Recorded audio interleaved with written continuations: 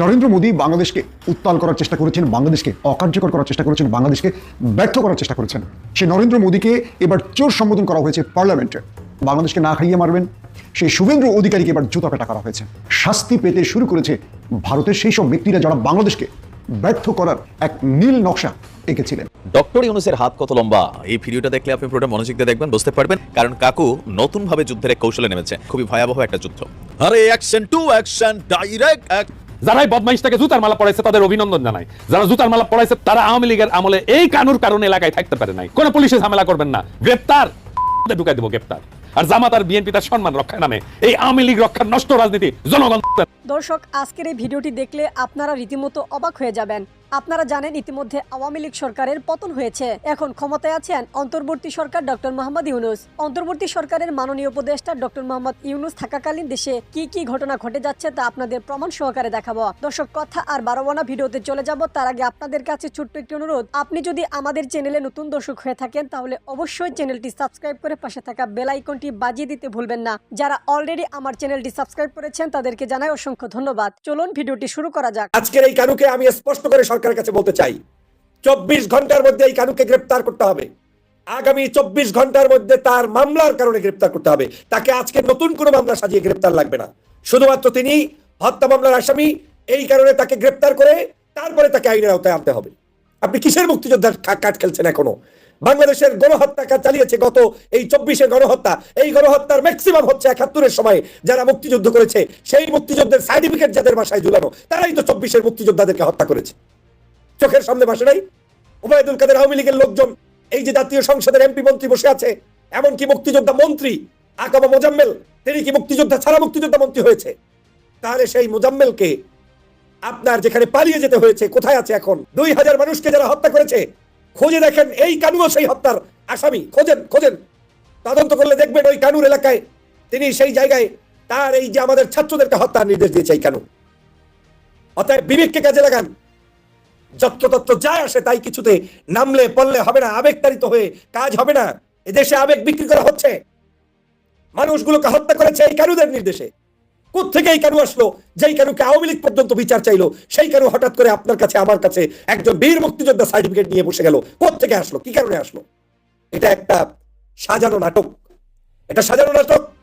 জোতা যারা পরিয়েছে তাদের যদি আইন অনুযায়ী ভিন্ন বিচার হয় সেটা ভিন্ন হিসাব। আমি সবসময় আইনের প্রতি শ্রদ্ধাশীল, কিন্তু এই কানুকে যারা বাঁচাতে চায় তাদেরকে আইনের আওতায় এনে বিচার করতে হবে। কি কারণে কানুকে আপনি বাঁচাবেন? কানুকে হুইজ কানু? কিসের এই সব মুক্তিযোদ্ধা টোদ্ধা যারা আমার দেশটাকে বিভাজনের রাজনীতি করেছে, ধ্বংস করে দিয়েছে? 16 বছরের সেই মুক্তিযুদ্ধের ট্রাম কার্ড আপনাদের কাছে এখনো শেষ হয়নি? গত 16 বছরে মুক্তিযুদ্ধের সঠিক কোনো ইতিহাস ছিল? স্পষ্ট বার্তা দিচ্ছি, এই সরকার ধনুপনু চলবে না। সবার আগে কানুকে গ্রেফতার করবেন। ওই কেউ কিছু বললেই, মিডিয়া কোনো একটা কথা শুরু করলেই আপনার পিছন গরম হয়ে গেলে তাহলে আপনি রাষ্ট্র চালাবেন কেমনে? যার তার কথায় উঠবাস করা যাবে না। সবার আগে তদন্ত করে এই দুষ্কৃতিকারীর বিচার নিশ্চিত করতে হবে। ধান্দাবাজির জায়গা পায় না। এটা একটা দেশদ্রোহী। এবং কি কানু সমগ্র আওয়ামী লীগের নেতাকর্মী ঘুরে বেড়াচ্ছে, সবটা উঠবাটপারগুলোকে গ্রেফতার করতে। চক্রবর্তী 10 মিনিটে বাংলাদেশ দখল করে নেবেন। বেচারা সিনেমা পেয়েছে, সিনেমার মধ্যে ফাটাকেষ্ট অভিনয় করে ভেবেছে ওইভাবে বাংলাদেশ দখল করে নেবে।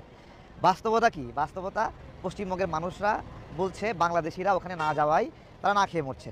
দেখেন, বাংলাদেশিরা ইলিশ মাছ না দিলেও ইন্ডিয়া কাঁদে, আবার বাংলাদেশিরা আলু পেঁয়াজ না কিনলেও ইন্ডিয়া কাঁদে। আবার মিঠুন চক্রবর্তীরা বড় বড় কথা বলে যে বাংলাদেশ দখল করে নেবে। সিনেমা সব কিছু সিনেমার মতো পেয়েছে। এটাকে শুভেংশু না কি যেন সে বললো যে এরকমভাবে বাংলাদেশ দখল করে নেবে, বাংলাদেশে আসবে, কী সব বললো।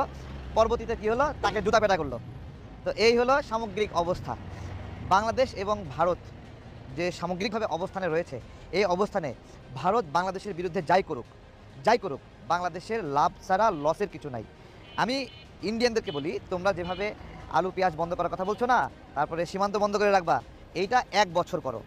1 বছর তোমরা যদি এটা করো তাহলে এই 1 বছরের মধ্যে তোমরা পরিবর্তনটা লক্ষ্য করবা। বাংলাদেশে যখন গরু রপ্তানি বন্ধ করলো ইন্ডিয়া, গরু আসা বন্ধ হলো, ঠিক আমরা গরুতে স্বয়ং সম্পূর্ণতা অর্জন করে ফেললাম।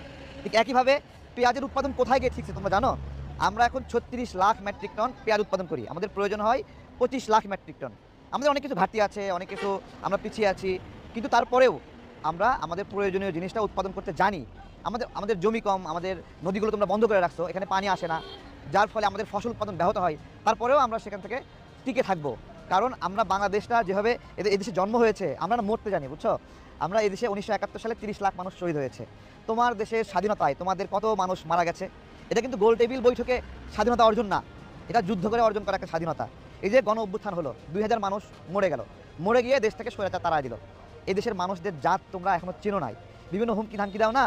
মিঠুন চক্রবর্তী ওই জায়গায় থাকো, এটা সিনেমা করো না, সিনেমার মধ্যে থাকো, ঠিক আছে। যদি সিনেমার বাইরে এসে ফটো করো, তোমার এলাকার মানুষ তোমার জুতা পেটা করবে। জাস্ট আজকে এই ভবিষ্যৎবাণী করে রাখলাম। শুভেন্দুকে জুতা পেটা করছে মিঠুন চক্রবর্তী নামে যে ফাটাকেষ্ট, তাকে যে নরেন্দ্র মোদী বাংলাদেশকে উত্তাল করার চেষ্টা করেছেন, বাংলাদেশকে অকার্যকর করার চেষ্টা করেছেন, বাংলাদেশকে ব্যর্থ করার চেষ্টা করেছেন, সেই নরেন্দ্র মোদী এবার চাপের মধ্যে রয়েছেন। সেই নরেন্দ্র মোদীকে এবার চোর সম্বোধন করা হয়েছে পার্লামেন্টে। যে শুভেন্দু অধিকারী বাংলাদেশের হাই কমিশনে আক্রমণ করিয়েছিলেন, বাংলাদেশের পণ্য রপ্তানিতে বাধা সৃষ্টি করেছেন, বাংলাদেশকে না খাইয়ে মারবেন, সেই শুভেন্দু অধিকারীকে এবার জুতা পেটা করা হয়েছে। শাস্তি পেতে শুরু করেছে ভারতের সেই সব ব্যক্তিরা যারা বাংলাদেশকে ব্যর্থ করার এক নীল নকশা এঁকেছিলেন। দর্শক, পাশাপাশি ভারতের জন্য আরও বড় বড় খবর আসতে শুরু করেছে। তিনি ঘোষণা দিয়েছিলেন বাংলাদেশে আলু রপ্তানি বন্ধ হবে, পেঁয়াজ রপ্তানি বন্ধ হবে, বাংলাদেশের মুসলমানদের চিকিৎসা দেওয়া বন্ধ হবে। কি হলো এর পরবর্তীতে? ভারতে মানে পশ্চিমবঙ্গে বিশেষ করে হোটেল ব্যবসায় ধস নেমেছে, নিউ মার্কেট প্রায় অচল হয়ে পড়েছে। যারা পণ্য বিক্রেতা, সেটা পোশাক হোক বা অন্যান্য জিনিস হোক, তারা ব্যবসার হাত গুটিয়ে নিচ্ছে, কারণ বাংলাদেশিরা এখন ভারতে যাচ্ছে না, প্রায় ভিসা বন্ধই বলা চলে।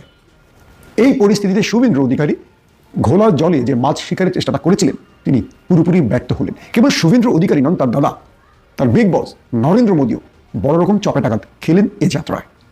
আগে শুভেন্দু অধিকারীর বিষয়টি আমরা ক্লিয়ার করি। ভারতের এই মুহূর্তে অন্যতম গণমাধ্যম যারা বাংলাদেশের বিরুদ্ধে সবচেয়ে বেশি প্রচার করে, অন্যতম মানি না যে জনপ্রিয়, অর্থাৎ বাংলাদেশের বিরুদ্ধে যে গণমাধ্যমটি সবচেয়ে বেশি মিথ্যাচার করছে, প্রোপাগান্ডা ছড়াচ্ছে, রিপাবলিক বাংলা।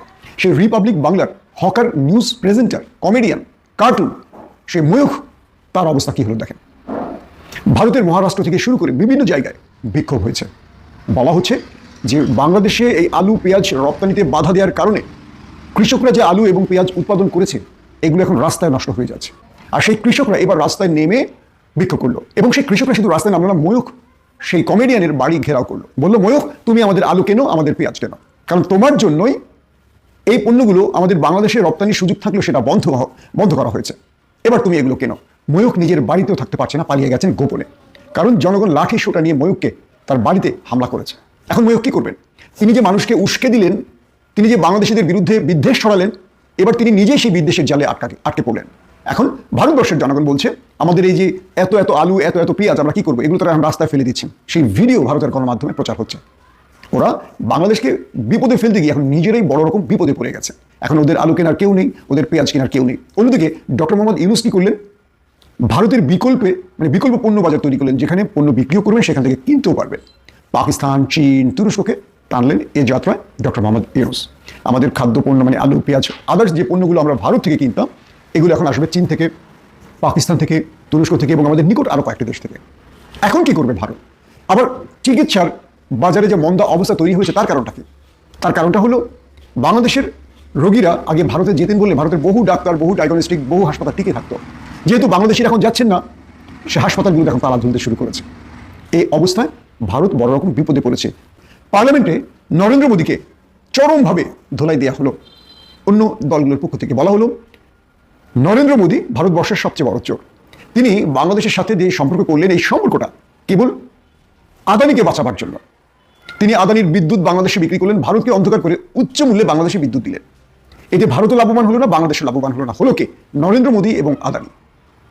নরেন্দ্র মোদী বিশেষ করে কয়েকজন ব্যবসায়ীর দালালি করে বা কয়েকজন ব্যবসায়ীকে গুরুত্ব দিয়ে একদিকে ভারতবর্ষকে ডোবালেন, অন্যদিকে তাদের সাথে যারা সম্পর্ক করেছে মানে বাণিজ্যিক সম্পর্ক, তাদেরকে ডোবালেন।